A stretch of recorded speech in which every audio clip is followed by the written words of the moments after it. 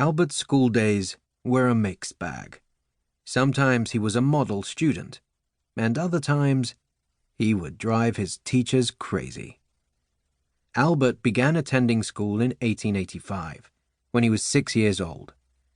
This was the age at which all children were required to begin their education in Munich. His parents enrolled him in a school called Peterschule, which was close to where the Einsteins lived. Peterschule may have seemed like an unusual choice because it was primarily a Catholic school, and Albert was the only Jewish boy in his year. He was sometimes bullied by his classmates for this, which likely made him feel more isolated than ever.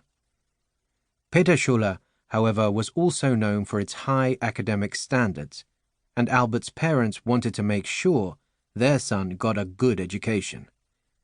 He turned out to be an excellent student, often earning higher marks than anyone else.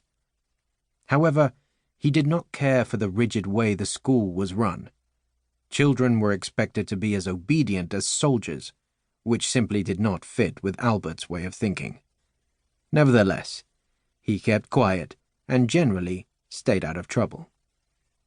In 1888, after 3 years at Peterschule, Albert began attending a different Munich school, Luitpold Gymnasium.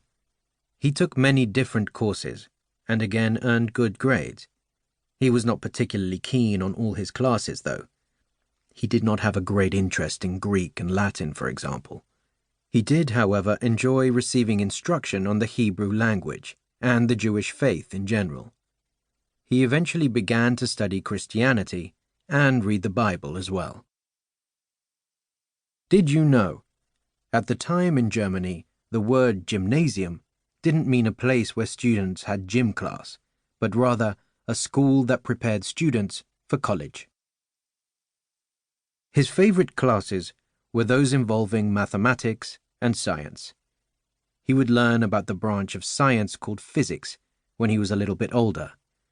Through his theories in physics, Albert would make his mark on history. He also spent a lot of his free time studying maths and science. This not only put him well ahead of his fellow students, but sometimes ahead of his teachers.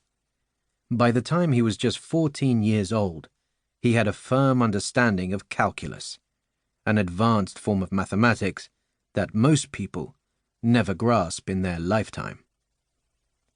Rebel without a sock. Albert was known throughout his life for his quirky ways, and one of his most famous was his unwillingness to wear socks.